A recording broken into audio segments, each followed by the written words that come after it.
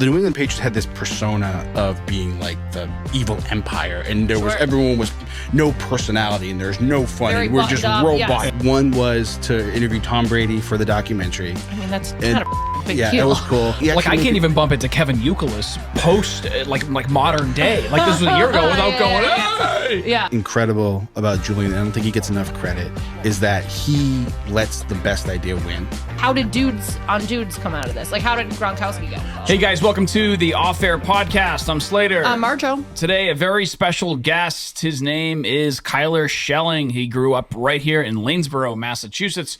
He's a proud local high school graduate, but he's big time now. He is the producer, the showrunner behind the Dudes on Dudes podcast, as well as Games with Names, featuring Julian Edelman and Rob Gronkowski. Yeah, two of my favorite sports podcasts out there right now. You should definitely check them out if you haven't. And we got to talk to him about what it's like working on those shows, how he got to that place, and his love of movies. Right, we're going to get into his relationship or moment with Tom Brady to see how that felt, to talk about Boston sports culture a bit, and film school, and so much more. Really a special pleasure to have Kyler on the show today. If you like the content, subscribe, help the channel grow. We appreciate it. Marjo got a chance to get in touch with Kyler Schelling, who is a kind of a big deal in the podcast space. Oh, don't be. This is not the time to be modest. Okay? I think that's a little bit too much, but okay. Yeah. In particular, Games with Names, Dudes on Dudes, both featuring Julian Edelman, and then Rob Gronkowski is on Dudes on Dudes as well. So welcome to you went to high school locally in the Berkshires where we tape this podcast. So yes. Shout out to the Mount Greylock Mounties. Go Mounties. Go Mounties. Yeah. And the Lanesboro Elementary Dragons. Oh, okay. All right. Yeah. Hey, Slater's kids went to Lanesboro Elementary for a little bit. That's right. So how did you get in touch with Kyler? You just DM'd him? Slid in the DMs. Slid into DMs. And I was like, you got to shoot your shot. Worst case scenario. And, he doesn't answer or doesn't open it. And I assume you get hit up a lot. I mean, working with... I don't. This is like my first interview, I think. Oh my God, I'm so excited. Yeah. That's amazing. Yeah. So we, because we're a new podcast, obviously, and we want what you have. Yes, we want an NFL. I'll tell you after why you don't. No, totally. I mean, it's a busy space, right? It just is. It's saturated. For sure. No, for sure. But welcome. You played football in high school, and so I was reading your bio, and it says some game that happened in 2006. Sort of that was a pivotal moment in terms of what you do now. What happened then? Yeah. So Mount Greylock and Lee High School always had, for whatever reason, they always had each other's numbers, right? So it was always be like, a back and forth, some crazy game. And 2006 season, 2007 year of my senior year in high school football, my team, we were stacked. We were good. We didn't lose a single game in Berkshire County. And the biggest game we had was against Lee. It was like a crazy game. It was the last second touchdown throw to John Licito, shout out. And we ended up winning the game. And that goes away. But then when we were determining to develop the Games with Names show, Julian was still very much an active player, and we were trying to figure out how do we create a show that you don't have to show up every week to record something, because it just was untenable. The amount of times I had cameras set up in Julian's house and he just not coming, not doing it. You just couldn't reliably do that. And we know that podcast game is you have to be consistent. You have to show up, because if you just don't show up another week, you're going to lose your audience. So we knew that. And at a party years after, or maybe a couple years after we graduated, I ran into a kid who had played on the lead team that same 2006 season. And we just got to talking, and the amount of stories that he had, it was like kind of like meeting your long lost sibling. They knew all the stuff, but it was just a different perspective of it. And it was just so incredible to hear that. And I was like, man, can you imagine if athletes in a game that actually fucking mattered? Yeah.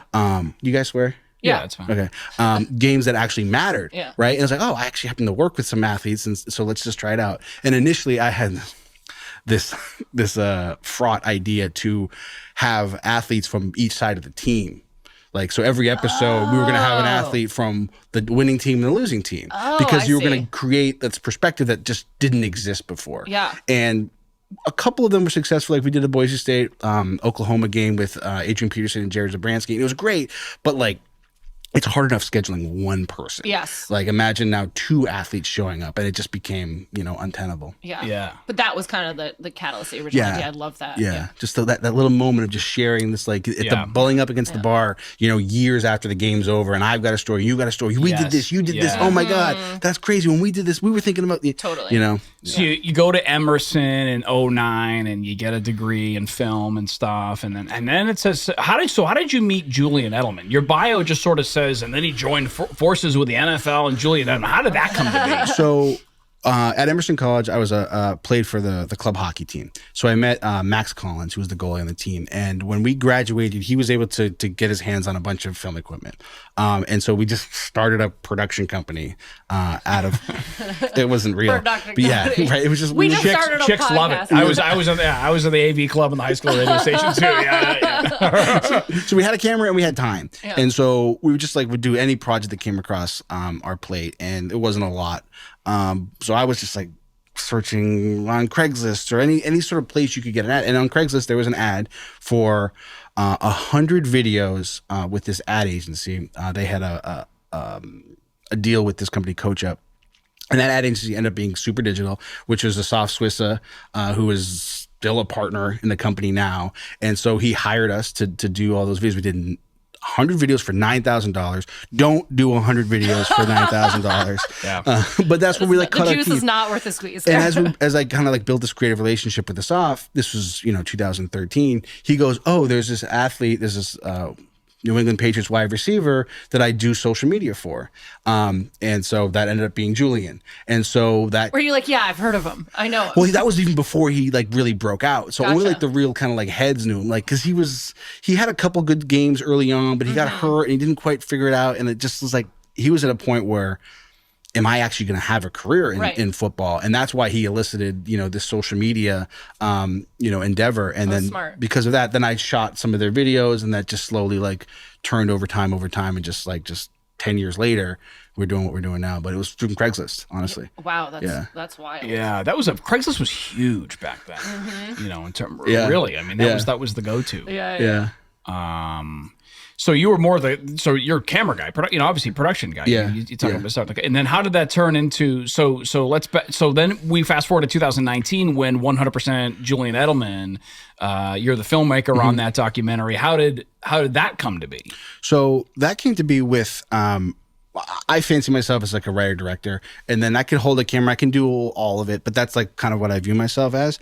And so building that creative relationship with, that ad agency and with Julian, the year prior, there was talk of, a year prior to doing the Julian documentary, there was talk of shooting him leading up to that playoffs. Okay. And he was like, "No, I don't want to deal with it. I want to focus on the playoffs. I want to focus on the Super Bowl." Sure. That ended up being the Patriots versus Falcons, potentially according to Games with Names, the greatest game of all time. That's the 28-3. Yes. Yes, Yeah, 28-3. And I remember sitting there watching this, not as a Tom Brady fan, but being like, well, if anybody's going to come back from this, it's going to be them. And then lo and behold, that's what happens. You just can't. Absolutely incredible. Dude. Yeah. Incredible. Although my hot take on that is that game isn't as good as everyone says it is, because it's two blowouts attached to each other. Sure. Right. Sure. So, but we don't have to go into the nuances of that. So we didn't shoot anything. Yeah. When that was happening, and it was kind of felt like a little bit of a missed opportunity. Yes. Yeah. And so then that fall, that preseason, Julian tears his knee, and we're why don't we just start shooting now and see what happens? And so we just did that, and then it slowly just kind of built up, and we pitched some places and then got some traction, and then we ended up doing a deal with Athletic, and then it wasn't quite a right fit, so we shook hands and walked away, and just a Soft was and Julian, they definitely were able to do all kinds of incredible executive producer work with getting Snoop Dogg to be on an interview, and getting Guy Fieri and getting Wahlberg, and just absolutely loading it up, and getting a Post Malone, and it just became this thing. Yeah. But it was just purely let's just get a camera and just shoot, and hopefully something happens. And then him winning MVP was just how do you you couldn't have written it any better. Yeah. Were you? Was it an out-of-body experience filming? Were you present? I mean, just as a sports fan, as a New England kid, watching what you're being so close to such an incredible season, what was that like? Or were you just focused solely on like making good content? There's always kind of like a separation between what we were doing and the actual like Patriots. Like I've only ever shot in Gillette Stadium like officially 2 times. Okay. One was to interview Tom Brady for the documentary. I mean, that's kind of a fucking big Yeah, deal. it was cool.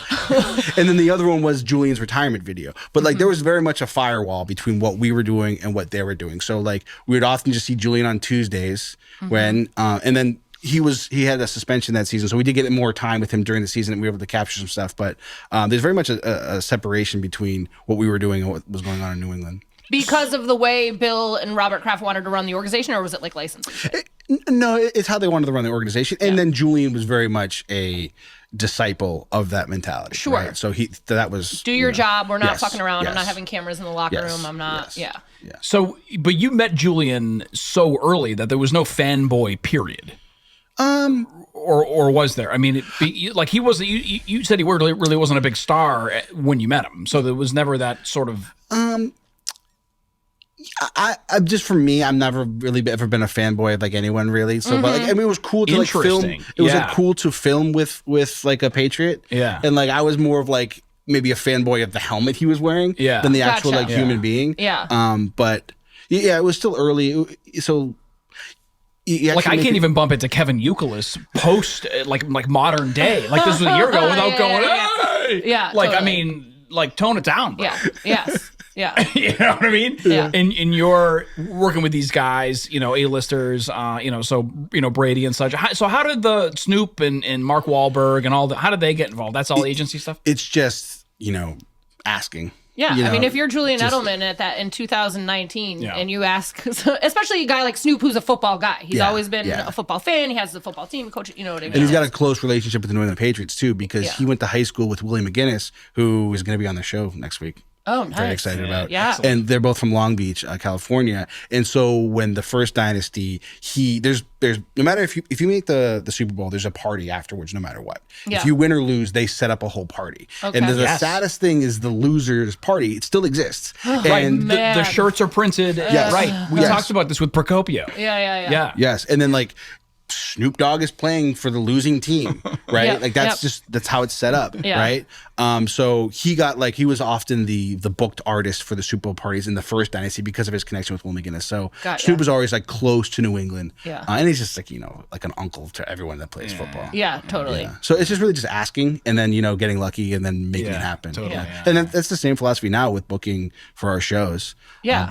You have to shoot your shot, even with DMing you. Like, what's the worst that can happen? The I kid did says no, Corey or he Dillon last doesn't. week and he showed up, right? So it works. Right. Yeah. Yeah. You got to ask. So the first podcast that comes along is Games with Names. Now this was in conception a decade ago, years ago, or it would have been, or when you met that dude at the bar talking about the 06 game. It would have been, I forget which Julian's season's the last season. I think it's like 2021 is when we were conceptualizing the idea of a podcast because people were pitching Julian's podcast a lot, but we're so entrepreneurial that like we're like no one's gonna pitch us. We're gonna make the thing. Yeah. And it was right around when sports gambling was like becoming legalized. So there's like a gold rush. A lot of sponsorships there. Yeah, there's a gold rush, and we got a nice, DraftKings very lucrative deal with Win Encore, Win Casinos, WinBet at the time. Yep.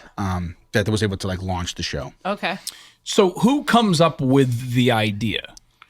The room does.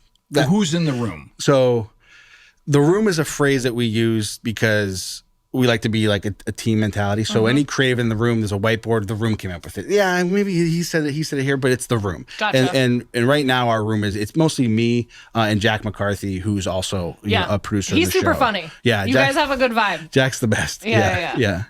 So Julian's not involved in the concept of the podcast. When we have something a little bit more baked, like we'll come to him, and something that's incredible about Julian, and I don't think he gets enough credit, is that he lets the best idea win, right? And he trusts the people that he has on the team. So like I've pitched him some wild shit, like, and he's said yes to it, right? Just some like what, and like if he sees it and he sees that you're passionate and he sees that you have the vision for it, he's like, okay, let's do it. Yeah. So like.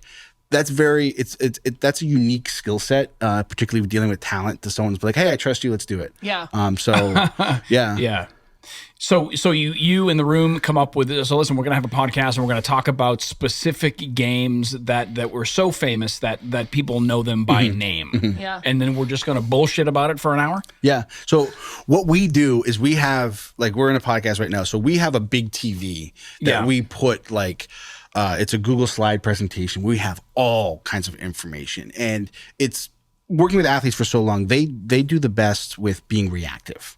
Yeah. Right. Yeah. Give me something, I can react to it, and now we can have a conversation. But like coming out of it with like out of nowhere, it's harder. Yeah. So like we have a rundown. We'll be like, on the rundown, it'll be like back in time. So if the game is, in 2000, the year 2000, it's this happened. This was the top song. This is the top music.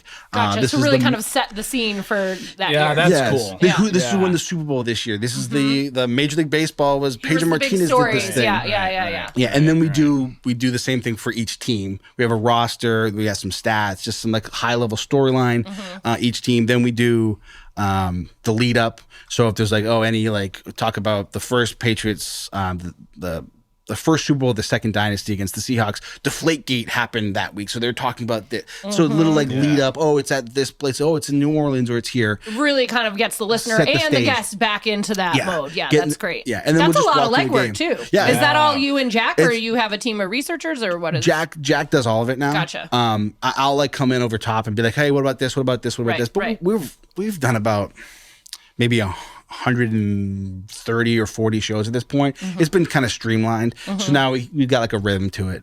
But yeah, it is a lot of work. And a lot of times, another reason we do it is because early on, guests would be really hesitant about like, particularly non-athlete guests. Sure. But like, I don't remember exactly. Do I have to do this? What do I have to do? And you don't want to get clowned by the sports fan for not knowing that. Yeah, it's just like, no, we take care of you. All the information's on the board. Yeah. Like, and me and Jack exist to have our computers to the outside world that we can pull in some stuff. And we want to be very factual as much as possible. Yeah. Which can be hard, over a 2-hour show. Of course. With all kinds of nitty-gritty details. But yeah. And then Games was pretty successful right off the bat. I mean, I think athlete-based sport podcasts were kind of blowing up at that time, but I think Edelman had such a name, at least that's what got my attention. And he has one of those personalities that you want to see more of. And then how did Dudes on Dudes come out of this? Like, how did Gronkowski get involved? So when the first 24 episodes of Games and Names are very different from onward, and it was because we had a previous co-host, Sam Morril, who's awesome, super funny. Him and Jules' connection really was great. Funny comedian. So he was original. So Sam Morril was originally because we didn't before we put the mics on Julian. I didn't know if he could do an hour and a half of just entertainment. Sure. And I don't think he knew that either. Yeah. And so we're like, well, we need to bring in someone who has experience with this, who is funny, who knows sports. So we like had a whole plethora of comedians that we looked at, or, even talked to Snoop Dogg. And he was like, okay, the price tag was astronomical, non-starter, but he was like, yeah, let's do it. It's going to cost you X, Y, and Z. Like, okay, well, maybe not. We'll consider you for one episode. Yes. So, so we had a comedian, and then it became a point where like Julian he was doing the show Inside the NFL that was filmed in the CBS broadcast building in New York. So he was in New York a lot, so it made sense. We shot in New York. Sam was based in New York. But Sam's a working comedian, so he's literally on the road constantly. Yeah. And then Julian shifted over to Fox, which films in LA. So like they just couldn't get them in the same room for long enough. Yeah. So we like, well, I think Julian can actually lead this. Let's bring Jack into the show a little bit, because Jack was a little bit there, kind of like the researcher. Hey, if you said a stat, here's the stat. Let's elevate Jack a little bit more. And then film in LA. So then it shifted. In our very first episode in that shift, we filmed it in Julian's house in Los Angeles with just Julian. And we started doing more reactive. That's when we did the Google slides. The first guest was Gronk, was Rob. And he had such a fun time. And he was like, oh man, I didn't realize you could do podcasts this way. I thought it was just going to be me and a mic for an hour every week. Yeah. I can't. Fuck That's intimidating. I don't do that, right? Yeah. And so when he saw that, he was like, wow. And then he came on, I think he was on 2 more shows after that. And then he like really liked it. And we're like, would you want to do one? Yeah. And he's like, yeah, let's do it with Jules, because I know Jules and there's some chemistry. He was like, yeah, great. So we developed Dudes on Dudes, which was kind of spun out of Games with Names. We looked at like the clips and the moments of Games with Names that people really gravitated towards. And a lot of it was like guys telling stories about other guys. Yeah. Like, here's a locker room story about Tom Brady, right? And so like, let's just do that. Yeah. And so, you know, we did it. Yeah. The Belichick stories are the funniest, by the way. Any Patriot you guys have on the show, the Belichick stories are just unbelievable. I think my favorite thing that we've kind of accidentally done is the New England Patriots had this persona of being like the evil empire, and there was everyone was no personality, and there's no fun, and we're just robots. And then every guy that comes on the show is so funny, and the stories that they have, and not even from like players, from like people in the front office and people in the coaching staff, and even like Bill Belichick's like right hand man. Like they're all funny, and they all got great stories, and they're all passionate about the game. And I like kind of like pulling back the curtain a little bit of what they were all about. I mean, listen to the success of shows like Hard Knocks and Quarterback and all that, and even like into Golf Full Swing, like people want to see what's going on behind the scenes. They want to see the personalities of these athletes shine through. And now athletes have a brand bigger than just their stats on the field. They all have social media. They all have, you know, something going on. And yeah, people love it. I mean, I love it. I hate the Patriots, no offense.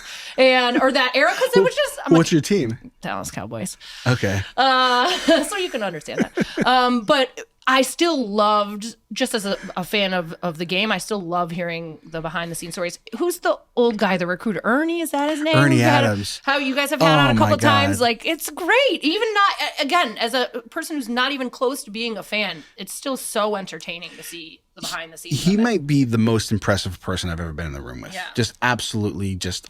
Like, he might as well be an alien with how he like sees the world and how his brain works. And it just so happened to be football. Yeah. It could have been anything. Yeah. But it's like absolutely, and just Ernie Adams is one of my favorite people on the planet. Yeah. Yeah. How do people consume the podcast? Primarily games and dudes. Like what platform? So you've kind of stumbled on something that was a big transition for me mentally as like a showrunner for these shows. When we shifted the you know, from the first 24 seasons into it, where I wanted to funnel everyone into audio because that's how I consume podcasts. Same. It's an audio, and also with our show, like it's very much a void that we're not showing the actual games, right? Because it would just be so expensive to actually show the games. So we don't show the games. So it's like this should be an audio product, and then I got over myself and I wanted to, instead of dragging an audience to where I wanted them to be, I wanted to take our show to wherever our audience was. Totally. So I don't view our show as it's a 2-hour-long podcast. Like we have an audio version that's 2 hours long. We've got a video version that's 2 hours long. We've got mid forms that are a 16:9 video that's anywhere from like 8 to 20 minutes that goes on YouTube. I've got clips, vertical videos that are just cut downs. I've got that on Instagram. I've got that on TikTok. I've got it on Snapchat. I've got it everywhere. It's on Twitter. Wherever you want to listen to the show and in whatever format, there it is for you. Yeah. Right. But in terms of metrics, what platform's getting the most views? YouTube or hits or listens. It's YouTube because YouTube encompasses all of those, right? YouTube has their long form video, but they also have their short form like TikTok, Instagram style short, and then they also have their new. It's called Community. They might have changed it, which is like an Instagram where you can just do pictures and just straight text, and you can build a community. So it's all encompassed in YouTube. That's why I like YouTube. Marjo and we've been on the radio together, you know, here for 10 years, and I was like, Marjo, video, we got to do video. And she was like, you know, the podcast, people listen. I'm like, dude, YouTube, man, that's really the only platform I care about success wise. But obviously for promotional stuff, TikTok, Instagram, Facebook, not great for us Facebook's around here. all old people. I mean, it's like hyper local. The stuff does well. But what's funny we've seen with the different platforms is we can kind of guess which guest will perform on which platform. Sure. Right. So if you do like Ray Bork, like who's an older guy, like Doug Flutie crushed on Facebook, right? But like, you know, he didn't do great on TikTok. Right. Understandable. Yes, all the platforms that have their different calling. Because Gen Z has no idea who Ray Bork is. I know. It's their loss. No, absolutely. I am a Bruins fan. I know that I'm a Cowboys fan. I've been told many times that my only redeeming quality is the fact that I'm a Bruins fan because I like the Yankees and I like the Cowboys. You like the Yankees, Cowboys, and Bruins? Yeah. Okay. Not the Lakers. I was just gonna say Lakers too. I know that's what everybody says. Not the Lakers. Listen, I very much think of the '90s. I mean, I think of the nostalgic era of the Yankees. We were just talking about it today because Bernie Williams threw out the first pitch last night. Bernie Williams, Chuck Knobloch, Scott Brocious, Jorge Posada, and then Paul O'Neill. Paul O'Neill, exactly. I was a Yankees fan growing up too. Yeah, because that was a fun. That was an amazing era to watch. It was kind of similar to the Patriots Tom Brady era, you know. And Berkshire County, like people don't realize that we're in the Albany TV market. Totally. Yeah. So we're more likely to You can't get, even get Patriots games on local cable half the time. And like, you mix that with what the Yankees were doing at that time. Yeah. And the Cowboys, I mean, in the 90s, I was telling you earlier, my dad taught at Penn State, so we were more of a college football family. And in the 90s, you liked the 49ers, the Bills, or the Cowboys. I had my Cowboy, I didn't know anything about football. I just liked the Cowboys because they were the best team, and it's just been downhill since then. And they had a 6-starter jacket. And yes, I have it. But yeah. I'm a Red Sox fan. Are you in? They're playing. It's Red Sox Yankees classic wild card playoff. They're like playing game tonight, 3 right? tonight. Yes. Do or die. Yes. I might watch all that. 3 games of the Bronx. Yeah, I might check the score on that. Do you shamelessly ask Gronk or Edelman for tickets to things? Because I would if I was you. No, not really. See, this is why he's better than I am. Guys, can you hook it up? Have you been to the Super Bowl? I went to the one Super Bowl when we were filming. Okay. I felt like filmed on a cell phone at the Super Bowl. Yeah. That's wild. Yeah. So like personal aspirations and stuff. Do you want to make $1 million? Are you more about the passion? Or do you have a family? You're married, kids, anything? Married. She's from Cape Cod, Shauna. Excellent. Beautiful this time of year. Well, maybe in the summer. Then. It's so nice to being home now. We've joked. We've moved out to LA about 4 years ago, and like whenever we come back, like it feels like Boston or Berkshire County puts on a show for us. Yeah. It's like, it's fall, it's spring, it's beautiful, and then I always go to Shauna. It's like, remember February. Yeah. February, March. February. Yeah. Dude, this time dude, it's the balls around here right now, dude. But dude, come February, dude, March, it blows, brutal, dark, cold. But like my career aspirations is I mentioned earlier, writer director. I would like to write and direct a feature length movie. How do you are a part of the podcast, we see you. I see you on TV.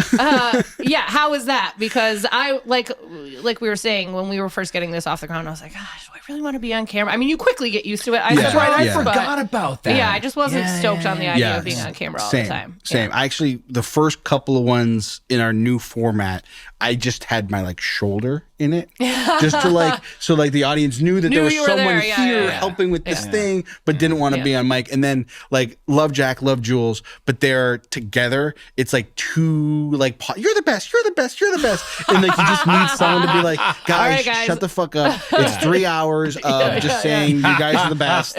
Like let's get and I'm happy to like play the heel. I mean, it's not that much of a departure from what I actually am. Yeah. But I just try to keep the show on its rails. What about one of our favorite clips? I don't know if we can play it, but I don't know. We'll have to ask you and or Ryan. We'll do it in post, man. Bill Burr was a guest on the show. Yeah. Found out you were a Penguins fan, which is also sus. Yeah. I mean, I'm going to assume Sidney Crosby has something to do with it. It was the animal. Oh, that's right. Yeah. That's right. It was the actual animal penguin. And I was born in 89, so the Penguins just went back to back in like 91, 92. Yeah. I was too young to remember that, but like when I came into existence and playing hockey, they were the team. Who was a famous Pittsburgh Penguin? Oh, Mario Lemieux. Mario Lemieux. Yes. Yager. Yes, of course. Yeah. Yes. Well, didn't Yager play for like every team? He played for every team after he left the Penguins. Yes. Right, but he was... Yeah. He's historically remembered as a Penguin. Like Gretzky was a king. Yeah. I remember Yager as a Bruin, but that's okay. I think he won his only Stanley Cups with Pittsburgh. Yeah. And then my parents lived in Pittsburgh for like a couple years. Oh, okay. And like the color yellow just kind of all worked, and I stuck with them. Yeah. Well, so Bill Burr is on your podcast, finds out you're a Penguins fan, and just that led to just such a funny roast about you and Berkshire County, like being from a small town. Yeah. What was that? I mean, that episode was chaotic. And I remember actually being really pissed afterwards because I was like, man, we didn't do anything we wanted to do in this show. Like, what the fuck? Oh, man, that was a huge miss. Bill Burr is an A-lister. Like, this was going to be great for the show. And then it wasn't until I saw the cut afterwards, like, oh man, this is incredible. Like it was a great episode. In-studio experience of this me is a trying games to get, episode. Yes. And he picked 1985 Bears versus Dolphins. When he's a huge New England guy, so he's just like he loved Dan Marino, and it had a little bit of play into the '85 Patriots going to the Super Bowl to lose to the Bears. But it was just so chaotic. He was roasting everyone, and I knew when he was talking about Cam Neely, and I'm a Penguins guy, and I knew that Ulf Samuelsson had hurt Cam Neely with a cheap shot. I just knew that was probably going to get him to go to a place. Yeah, and I didn't expect it to go to Berkshire County. I didn't know Berkshire County was going to catch strays from that, but no, it was fun. And he's an Emerson guy too. He went to my college. He's awesome. Oh, no kidding. He's from Worcester? Where's he from? Canton. Home of Dunkin' Donuts. Yeah. Yes. Yeah. Canton. Yeah. When he was in our documentary we did for Julian. Yep. We filmed him at a bar in Canton near his house, and he props to him. He had just sold out the Garden 2 nights in a row and did the Garden back to back. And on like Monday morning at like 8 a.m., he's in a bar in Canton shooting our stupid documentary. That's awesome. So like that was like when people do that for you, it's just like incredible. And you're forever And Karen grateful Reed's for 'em. from Canton too, I think. Maybe, I don't know. I'm not. I know the name, but I'm not super well versed in that case. Yeah, she's got acquitted of murder. I felt like I was like way behind. behind the times on Karen. Yeah, Karen Reed didn't go like national. Maybe it did. I don't know. Oh, I think it did. No, it definitely did. I was at a bar in Santa Monica with Jack and another one who works on the show, Tim. And when she found out we were from New England, the whole rest of the evening was her like coming back to give us more updates about that trial. That's so funny. Yeah. Well, you know how it is being from Western Massachusetts. Slater's actually from the Boston area, but you know how it is being from Western Massachusetts. When you meet somebody who's not from the area, you say, "I live in Massachusetts." Oh, Boston. Yeah. I'm like, no, as far away from Boston as you can get. Way. As far away as Boston as you can get. Yeah, Still be in literally, Boston. I'm 5 minutes from New York, Connecticut, and Vermont. Exactly. But I'm one town over from New York. Yeah. I mean, he really doesn't think that about Western Mass. I mean, come on. I don't think so. No. Yeah. I mean, but listen, people think Springfield is Western Massachusetts. Water. I mean, he said something like no. Oh no! Yeah, well, obviously, Slater. Yeah. I don't think he was that serious. He didn't really mean that, did he? Right. Cut that out. Yeah, we won't give Ryan a microphone. He's not allowed. Is there a weird fame factor for you? Do people recognize you now because you were kind of hesitant to be on camera? Like, are you getting? Oh, I've noticed it's only when I'm in Boston, like near like Patriots stuff, and with Jack. That's the like it's. He's right. I mean, you're both recognizable. With Jack, we get recognized, and then because we were just at the Patriots Steelers game because Julian got inducted into the Patriots Hall of Fame, and like it was like almost like a case study. It's like when me and Jack were separated, not a whole lot, and then when me and Jack are together, we get recognized a lot. Yeah. Does that make you? I mean, I get uncomfortable when people tell me they like the radio show. So, and you know what I mean. How have you handled that?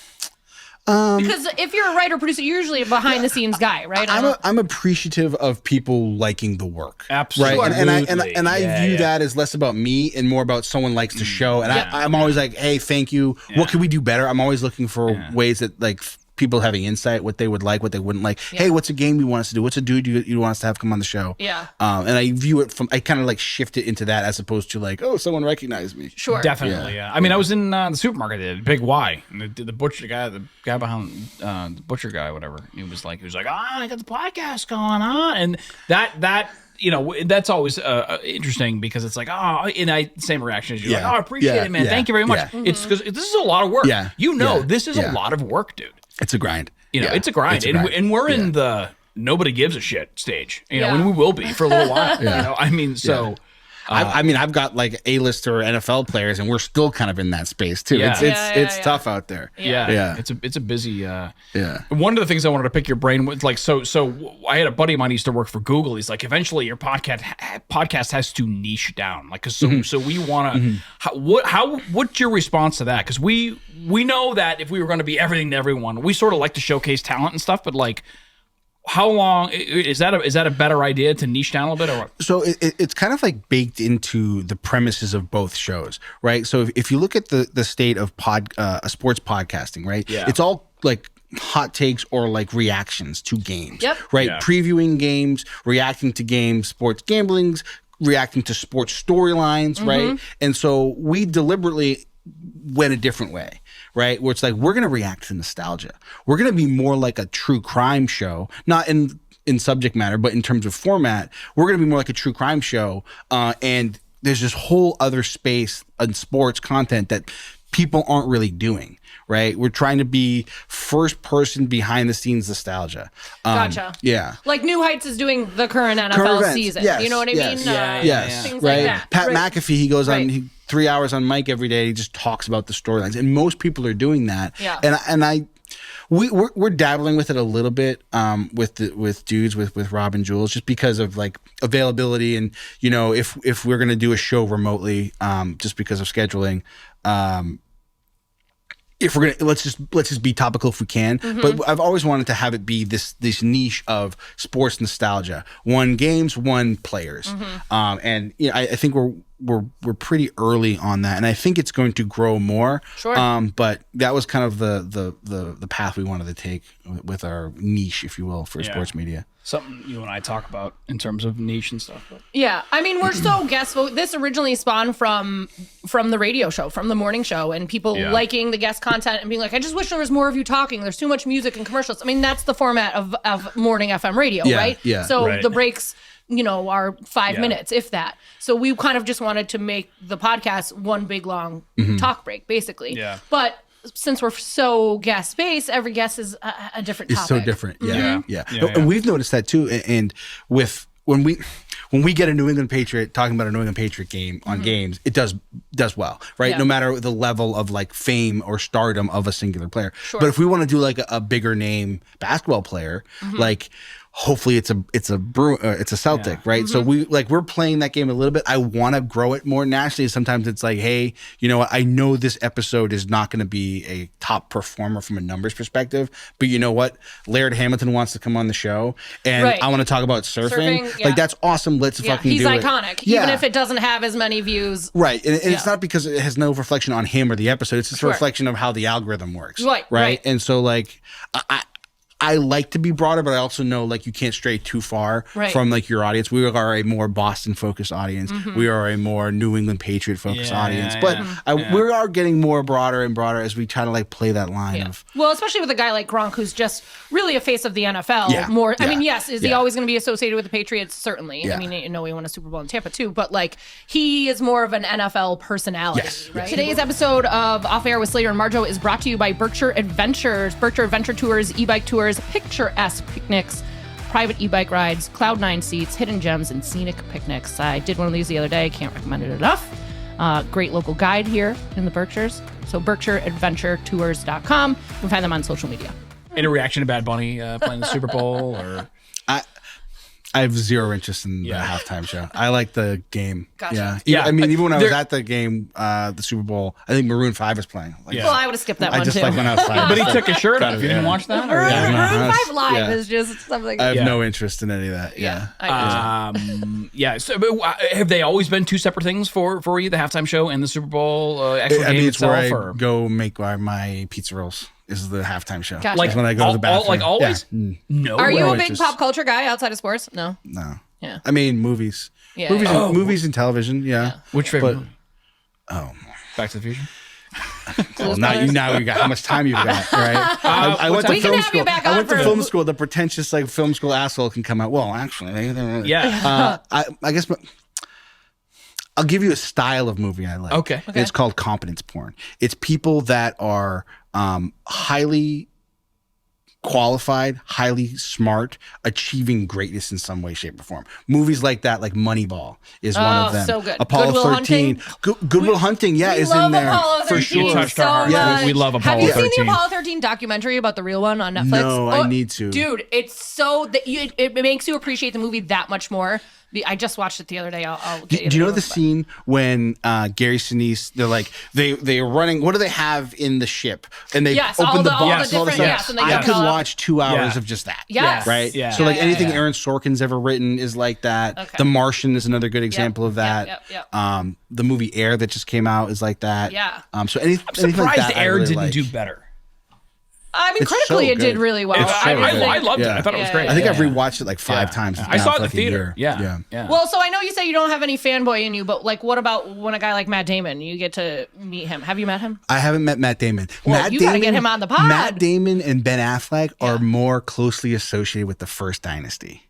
Okay. with Patriots. And there's like, Really? and Mark Wahlberg is more associated with the later dynasty. I don't know why that is. Yeah. Interesting. Yeah, we've had Casey Affleck on the show. Yeah. I love him. He's so talented. Yeah. So talented. Manchester by the Sea. Yeah. Oh my God. The greatest movie I'll only ever watch one time. Bro.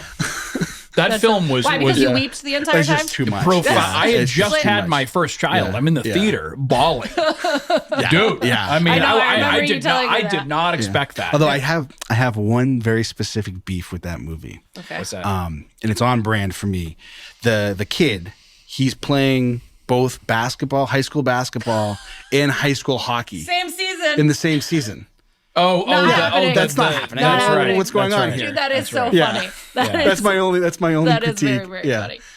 So even the A-list celebrities don't do they make you nervous? You get I got nervous with Tom Brady. I got nervous with him, and it course. wasn't even so much because I've been around a bunch of times, but it wasn't so much nervous about just him. It was more about like, this is crucial for your movie. Don't fuck it up for your movie, Right. And you know, as Yeah, opposed to of like, course. it's time, you know, and so. I think I was showing being nervous, and, and it went well, and we got exactly what we needed. And I was very happy. And I think afterwards he came up to me and was like, "You did a good job." And he like shook my hand. I was like, my "Oh, God. that's nice," but why did he have to say? Yeah. Dude, Almost that like is so like almost took funny. a little pity Yeah. on you. He was like, Yeah. good job, I know, Scout. dude. Like, Oh, you know man. what I mean? Yeah. That's really funny. Yeah. But now, you know, You did a good job. What's kind of interesting is the relationship you have with the podcast you listen to is, I think, a more in-depth relationship than like a athlete or like a movie star, just because there's something inherently intimate about listening to a podcast where it almost feels like you're right here. Right. Because you're just getting so much content, you're in these conversations. So the more awkward I am or with like the podcast list, the hosts that come on our show, like Stavros Halkas, I was like, oh my God, I don't know how to like, because I listen to him so much. Or like back in the day, I used to watch or listen to the Around the NFL podcast, and I met those guys. These guys are just like sports bloggers from the NFL. And I'm more like awkward and weird with them than like, you know, Snoop Dogg. Because you get to know them more intimately. Like you get to know more of their thoughts and feelings rather than just seeing them on screen. That's understandable. Yeah. You were saying earlier before we jumped on that Gronkowski was just an awesome person. I mean, he comes off that way. He does. And he's so much smarter than he like lets on too. Oh, I believe that. Yeah. Well, when I read he that and Theo Vaughn. When I read that he didn't spend any of his NFL check, or he only spent that and invested all his ad stuff, or vice versa, or whatever. I think he never spent his game checks. He only lived off of endorsements. Right. I mean, that alone He's- is genius. I suspect if you gave him an IQ test, it would be very high. Yeah. That doesn't surprise. So does he play into the dumb jock kind of role a little bit? I think he likes to give people what they're looking for. Sure. Yeah. You know? Yeah. Like I met Rob Gronkowski and he was, he was, and it's not to say that's not who he is. Like he it's not like he like closes the door and he's a completely different person. Right. It's very much like what and who he is. Yeah. But I think he like wants you to have a good time. He's aware of that, you know? Well, that's probably part of his personality is to not be a people pleaser, but be the life of the party. Yeah, so to say, right? and people gravitate towards that, and he's very charismatic, and, Yes, and you know, extremely. it kind of like builds into onto itself. Extremely. I always say if there's a New England Patriot that I like they've got to be something special. Like Vince Wilfork, I loved him. Like even though I hated the Patriots, so there's cool. certain players that just stand out from a team that kind of transcend that. We just spent a bunch of time with Vince because he was on our live show, and we recorded an episode with him for the show. He's so cool. Yeah. So cool. Got to have barbecue with Vince Wilfork. Dude, that's awesome. Come on. Very cool. Your aspiration is to make another film, you said, yeah? Yeah, What would it be about? There's a few that I've got like toying around. All documentary? No, Or- I'd like to get scripted. There's a few. I don't really want to say because like you don't want people to steal your ideas well, no, on the not internet? not even that, because everyone's got an idea and they're not worth anything until you put anything behind it. It's more of just like in Hollywood, everything is bullshit until it's not. Right. So like me saying, oh, we're developing this script, and it's bullshit until like there's money in a bank account or you're watching it on the screen. Yeah. So like I try to like have that like, you know. right. Yeah. Everybody's got an idea. Yeah. Everyone's got an idea. Everything's bullshit until like you're sitting down watching it on a screen or like the check cleared. Yeah. What is your feeling on AI? It's a tool. I think it's a useful tool. And I think in the history of making things, like no one shit on the hammer or the wheel. Yeah. Right. Now I think that there's a level of like presenting it as your own work I think it is inherently kind of flawed, but I think like using it, like I'm a big proponent of using it. Hey, if you can get this chart of stats that's on our slide in 2 seconds because you asked, AI, we should be doing that because that allows us to be creative in other places. Sure. Now I think having it like write a script or Right. Doing your work for you, and then also we found that it's not super reliable with nitty gritty research for our shows. Okay. Like it really gets You really have to prove everything. Yeah, that and then it gets to the point where they fuck then up sometimes. Yeah. And then it gets to the point where it's like I'd just rather do it myself than to have to worry if it's wrong or not. Yeah. And I know something that we always joke about on our show, that the way the NFL seasons work is that the NFL season is 1 year, right? So what year is it? It's 2025. This isn't the 2025 NFL season. The Super Bowl, this year's Super Bowl will be taking place in 2026. Right. However, it's the 2025 Super Bowl. Yeah. Right? And so ChatGPT can't do that. Oh, okay, I gotcha. It just doesn't have the capacity to do that. It's funny because you referenced Patriots and Bears earlier as the 85 World Super Bowl. Excuse me, the Super Bowl. And I was like, oh, that was in 86. It was in 86. Exactly. So, wow, that's so funny. Yeah. Yeah. But then college football does something different. Right. Like college football bowl games, I think they say, and I could be wrong here, but I think that they say like the 2006 Orange Bowl is actually from the 2025 season. Yeah. But it takes place in Yeah, there. Well, maybe is that why they numerically number the Super Bowls then? Like Probably. they're usually Yeah. referred to by the number rather than the year. Very well What is be. it, 60 this year? I don't know. I don't know. I feel like I should know that. Yeah. But we do have something, fun fact, because the Roman numerals are just it's just a pain in the ass. Yes. I know. That like it's a company policy that whenever we're writing Super Bowls on our rundowns or anything that we're like showing talent, we just write the number. SB 50. You good. We don't do, Yeah, you should. You L. should. Yeah, it is going to be 60 this year. Wow. I know. That's absolutely crazy. How do you feel about playing the algorithm game? We kind of touched on this earlier. Like, I mean, you really seem like a guy who loves the creative half of the work. I hate the algorithm bullshit. Like, Yeah. I don't want to have to play the game. And I know in the beginning, like Slater's really good about that. I'm like, let's just be genuine. Let's just be ourselves. But we also have to create something that is going to get picked up and distributed to people, right? I think it's a balance, right? I think you can never. You should be doing best practices, and you should be listening to what your audience wants and what's coming back successful. But I also think you can't just lose what you are to chase something. Right. Right. And that's always the kind of push and pull that we're always having with our team. It's like, hey, that clip might do well, but is that really our show? Right. Right. And I think that there's a balance to it. And I think that there's like, we were talking earlier about like, we will re-record questions that Julian asked if he like asked them slowly or if he stumbled over or I asked it. And it's better for Julian to ask it at the end of the show just so it like performs better. Now, is that, it's not real, right? It's an inauthentic representation of what we're doing for the show, but like, does that matter? Yeah. And if it's going to work, it works. So I think it's a balance. Yeah. It's always a balance. Well, we don't have an audience. Not yet.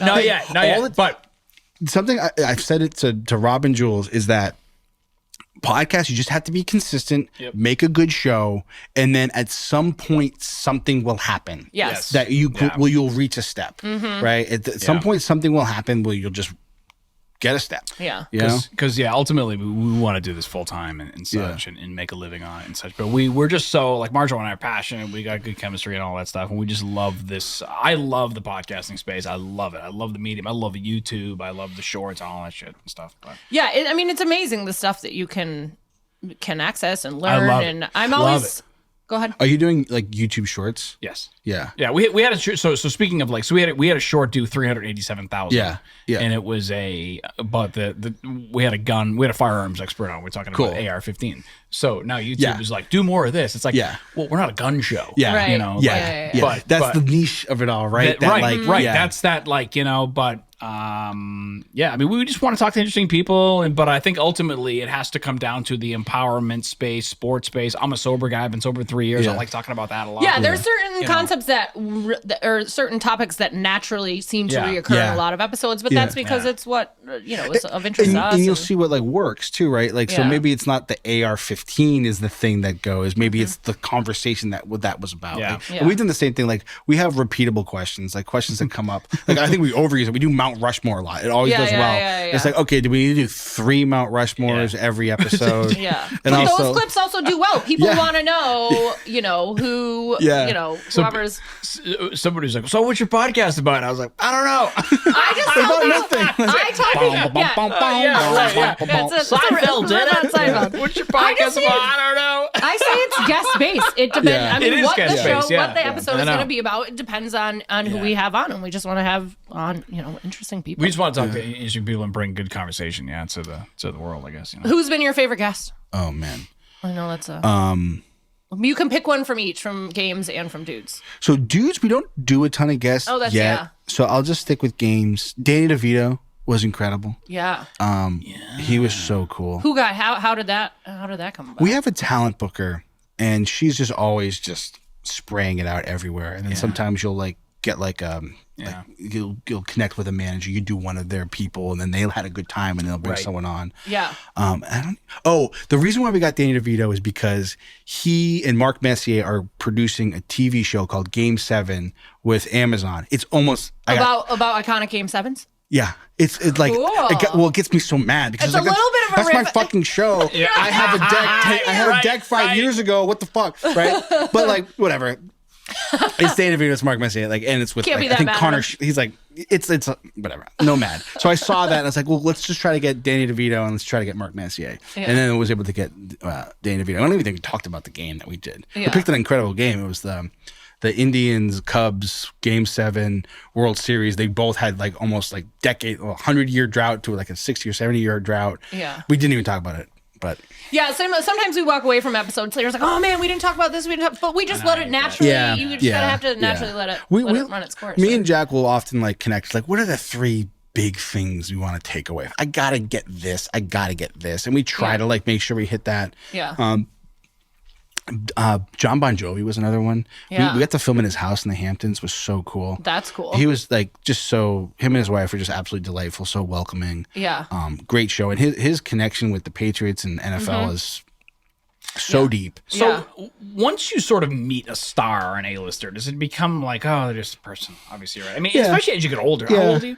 I'm 36. All right, so yeah. I'm 45. I don't think that I'd be giddy starstruck. If I'm a big Oasis fan, if I met the Gallagher brothers 10, 15 years ago, I'd be like, holy shit. Yeah. But now I'd be like, oh, hey, man. The inside, you've really brought me a lot of joy over the years listening to your music. And that would really be it. I think it's because we've got a job to do. Yeah. I think if there's any sort of nervous energy or anxiety, it's about are we going to do it justice? Yeah. As opposed to who and what they are. Gotcha. Yeah. But then sometimes there are little weird ones that hit your needs that you get starstruck. We had Jim Craig on the show, doing the Miracle on Ice. He was the goalie for the Miracle on Ice. Yeah. And he's a Massachusetts guy, and he grew up watching that Miracle movie came out when I was in high school. We would quote it. Our hockey coach, and shout out Tom Hazelton, we'd quote it, and so having him on the show is just the stakes are high, even though he's maybe not the biggest but for you it was let's that's get another this one right. DM'd him. Yeah, see, you got to shoot your shot. You never know. Yeah, Maybe no, I'll totally. Just start sliding more famous Massachusetts people's DMs. Well, if Jules wants to come on the show, if you want. No, who's our talent booker again? Yeah, that would be me. I'm just sliding people's DMs. Texting people. Kyler's here. We got a talent booker. Danny DeVito. Yeah, Matilda was on rotation. We talked about Matilda. Dude, did you really? That film, the way it's shot, is really cool. I don't even know what you call that, but it's well, Danny DeVito, you know what I'm talking about, yeah. Danny DeVito, he doesn't get enough credit. He's an incredible producer. Yeah, he produced Pulp Fiction. Really? Yes. Wow, I didn't know there's that. a lot of movies that he was an incredible producer on. Huh. Matilda being one of them. You talk about twins? Yeah, because yes, yeah. That was like me bringing up Half Baked to Jim Brewer. Jim Brewer, I was like, listen, I gotta do it. I'm like a stoner at heart. We gotta talk about Half Baked. I love twins. I thought it was a good movie. Because then a lot of times we'll prep with Jules ahead of time and something will stick, and we just watched a collection of some of his most famous scenes, and there was scene from Twins that Jules just kept saying over and over. Then God, Danny that's so Danny funny. did it too, and he was so cool and it had a blast. Aqua Velva. That's It was really like tonight is the night or something Yeah, like that. yeah, Like those songs or yeah. something like that. Yes, Yeah. yes. That's funny. Tonight, tonight. Yeah. And then Jules was just like, well, like me and Gronk when we're together, people think that we're twins. Oh my god, that is so. Wait, did you guys do a graphic like that where you made Gronk and we might have done that. and yeah, Jules twin? Yeah, I think I remember. We're seeing that. all over Photoshop and stuff like that. Yeah, that's funny. When you were in film school, did they reference a film as the standard? Besides Jaws. I think it would be standard for certain things. Right. So if A lot we're of talking standards. right, if you're talking about like cinematography, it's like The Conformist. Mm-hmm. You got to watch The Conformist for what they were doing. If you want to talk about like storytelling, you got Citizen Kane or innovation. So there was no like this is the movie, and it's so subjective, and everyone has their own opinions. Totally. But yeah, there was like some movies like Jaws is a great movie. There was one like Tootsie is like widely regarded as one of the Really? like structurally sound like scripts. Gotcha. Like story structure. That's there's, what's like, his some- name? Dustin Hoffman. Yes. Yeah. I was going to say the guy from Meet Yeah. the Fockers. Yeah. Yeah. Well, why can't I think of his name? Yeah. Oh, that's funny. Yeah. So, top 5 movies. Do you have 5? I mean. Apocalypse Now, Breathless, the French film, not the Richard Gere American one. The Life Aquatic, although With Steve Zissou. yeah, although I've been liking Darjeeling Limited more from Wes Anderson recently. If I had a Pulp Fiction, I just watched. I don't know. I don't know. Did you see the Phoenician Scheme or whatever? I haven't yet. Yeah, I haven't either. Yeah, Wes Anderson, like I loved him, and then it just feels like he's like now the same thing happened with Woody Allen. He's just like replicating himself. Yeah. You know. Yeah. But They become I mean, I've caricatures seen none of the themselves. movies you guys just named, right? Yeah. By the way. Who My did- top 5 is like Old School, Wedding Crashers, Fun. 4-Year-Old Virgin. Yeah. You know. Yeah. Who did Magnolia? That's Paul Thomas Anderson. Okay. Yeah, who has a new movie out now? Yeah. That's Well, another battle or something. yeah. One battle after another. Yeah. Oh, I was literally looking to Sean Penn, Yes. Benicio, and they're doing Leo. they're doing a very special screening, and it's great being in LA as a film person. It's called VistaVision, where it's like I'll bore you. I'll refrain from boring you on the details of it, but essentially it's a bigger image on 35 millimeter. They shoot it they shoot it vertically versus horizontally, so it's a bigger image. So that it hasn't been like a movie hasn't been shot in VistaVision and just presented in VistaVision in like 40, 50 years. And there's a movie theater that Quentin Tarantino owns near my house now, the Vista, that's showing it in VistaVision. So I'm going to go try to that's see that cool. when I go home. We'll see. But yeah. Yeah. What's an example of a bad movie that you don't like? Oh, most of them. What's an overrated movie? What's a movie that people like highly regret and you're like, just doesn't do it for me? Oh. Dude, Where's My Car? I'm not a huge fan of Scorcese.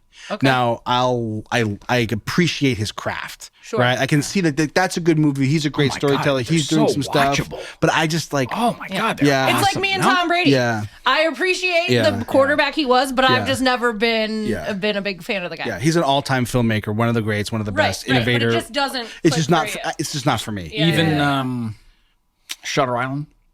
Nah. I would say the Scorsese Departed. movies I like. I actually don't like. I like The Departed, and I like Goodfellas. Wolf of Wall Street. Oh, I like some more of his yeah. later stuff. Yeah, But like Raging Bull, like Yeah. I know it's a good film. I know Right. I know it's a good film. Right. It's just not for me. Yeah. What about Goodfellas? I mean, It's too. art's subjective. You know Movies, what? music, Oh, totally. art, Yeah, yeah, visual yeah. arts. It's all. kind of the antithesis of like competence porn, right? It's Yeah. like guys that are just like I love it's that all phrase, by the way. falling apart in anxiety. I don't like Yeah. anxious movies. Like Uncut Same. Gems is a movie that's an incredible movie. It's well crafted. I can't watch that. Yeah, I want them to achieve greatness. Yes. Yeah, it doesn't mean there's no obstacles. Yeah. But I just want people to like make stuff happen. And Yeah. I absolutely, it's a pet peeve of mine. It's maybe just I'm getting old or turning into my dad. But it's a pet peeve of mine of like whenever like an obstacle or a beat in a movie happens where it could be resolved by just the two characters sitting down and talking to each other. I hate that. If it's like a miscommunication spirals off into all this like drama, that just bothers me to Yeah. no end. Because you sit down and talk and you can solve it. Like Yeah. it's one thing, we got to solve a meteor hitting the planet. Okay, let's figure it out, right? Okay. We got Go to up there solve with you go up there with a big drill to and figure fly it to out. the moon. Yeah. Get Right? Yes. You don't want. You can't teach astronauts how to be Right, so you're gonna drills. get guys you gotta on get the oil drillers rig. to be astronauts. Yeah, Oh exactly. my God. Steve Buscemi, I don't want to pay any taxes ever again. Yeah. Wasn't that his like request when they were like trying to I think so, negotiate yeah. what they wanted from the government in order to do this? He's like, I never want to pay taxes ever again. When Tom Hanks said Houston, we're back, or I can hear you, or something like Yes. that, I was like, Yes. the tears. Like I just Yes. remember, like it was the score playing in the background and stuff. I was like, oh my god. Yeah, yeah. It's is that it? Is it Apollo 13 Survival? No, I don't think that's one. I gotta find out the name The of this Netflix one? the name of the documentary. But yeah, it was really really good. And just so it made you realize how well done the movie was, how close it really was. Everything from the costume, the wardrobe, just to how the events actually played out. So many times, based on a true story are kind of bastardized, but this was really, really well done. Ed Harris was That vest. yes, Yeah. Something that's hard for me as like person who like makes it, and not to sound like a pretentious asshole, but No. It's the suspension of disbelief, right? And so that's like the ball game for movies, right? If you're watching this movie and you don't buy it, you can't like dig into it and be a part of it. And for me, that's really hard because I'm always looking at it from a critical eye. It's like, oh, why did they frame it this way? Why did the music come here? Oh, I probably would have held it a little bit longer there. And like the truly great movies are like, you forget that you're watching a movie. Yeah, you right? stop And- looking at it from an analytical perspective and really yeah. just enjoy the. Which my wife hates because it's like she sure. can't just watch anything. It's like, oh, why Yeah. did you do that? Yeah. She's like, shut up. My father was in theater his entire life, and watching a movie with him, if the lighting is wrong, is painful. Yeah. He's like, that shadow wouldn't cast that way. Yeah. This wouldn't Yes. do this. This wouldn't do this. I'll this say, edit's bad. Where's like if you're like driving in a car and it's at night, it's like, where's that light coming from? Right, Yeah, right, the moon's right. not that bright. Yeah. Right. overrated actors I don't. or underrated actors. I don't think there is over or underrated actors. I think it's casting. It's all casting, right? And like, did you cast the right actor for the right role, or did you cast the wrong actor for the wrong role? So I think Sure. every like a dog can be an incredible actor, Right. Right? If Yeah, you yeah. edit right, if Yeah. you cast right, you Yeah. know. So Like Ben Affleck's amazing, but Gigli was horrible. Mr. and Mrs. Smith was horrible. Like good actors end up in bad movies, right? Argo is another example of a competence porn movie. Yeah, great Okay, movie. yeah, Saw that in the theaters yeah. too. Yep, Yeah, yep. the Iran conflict. Yeah, yeah. Yep. Based on a true story, they say. Yeah. Yeah. It is. Yeah. And Ben Affleck's beard and his hair was good in that movie. We're big Ben Affleck. We're kind of obsessed with Ben. Yeah. Well, he's just had so many phases. I mean, there's there's the stressed out, scruffy cigarette smoking Ben. Right. He's a There's great J-Lo director, era too. Ben. Yeah. He is There's- a great director. He's a great director. Yeah. Oh, The yeah, Accountant too apparently was amazing. Yeah. I didn't see it, but comedy. Like stand-up comedy. No, Comedies that I like. no comedies like movies. I mean, it's not. Hasn't I been mean, a ton of them I grew up with the like. recently. Well, that's that whole. It's all has to do with and I could go on and on and on about the film industry's like business model right now. But the reason why comedies don't go is because most movies right now, to have a budget to create something big, you need to have an international sale, and comedy just doesn't translate internationally. Really? And with the death of DVDs were like, if you look at the box office of like the first Anchorman, I suspected it wasn't very high, but it probably sold more DVDs than anything else. Yeah. Right? Because how did you watch all of those Judd Apatow movies, those Adam McKay movies? You know, All on DVD. All I on had DVD. yes, I would watch the extras. I would watch the deleted scenes, all that stuff Right, over so and that, over and over again. With streaming, that just went away. Yeah. So like, Phillips. yeah. So the business model for comedy is just tough right Yeah. now, and particularly you don't have that baked in international audience. It's just such a bummer because I just love like a good comedy. I mean, I just like to laugh in general. But now there's so many stand-up specials on all these streaming platforms that I feel like I kind of get my laughs more so that way now. Yeah. All right. Kyler Schelling. We appreciate it. Thanks for having me. Yeah, we're proud of you. We have a little claim that do you know what I mean? You know when somebody from Pulling Berkshire a County, Tom Brady. God. but you know what I mean? You know when somebody from Berkshire County like makes it, you're like, yeah, like that. When I found out you went to Greylock, I'm like, even before the pods, just with when I found out that you were, behind the Edelman, 100% Julian Edelman documentary, I'm like, that's awesome. Like, you know what I mean? It makes you. Thank you for joining us, man. It's been a pleasure getting to know you and talk to you and pick your brain and stuff. Yeah. Thanks for having me, and all the best of luck for you guys. Thank you. And like always, repping Berkshire County, Western Mass. Yeah, Love it's it. a meme at the studios. Like, oh, you're from Western Mass? Okay, we get it. That's great. That's awesome. Good stuff. Thank you guys. It's so nice being with like a pro on that. Like that would have taken Julian like 30 minutes to do. And we've been doing it for 100. Yeah. Well, Slater can't catch a football, so everybody's got their thing.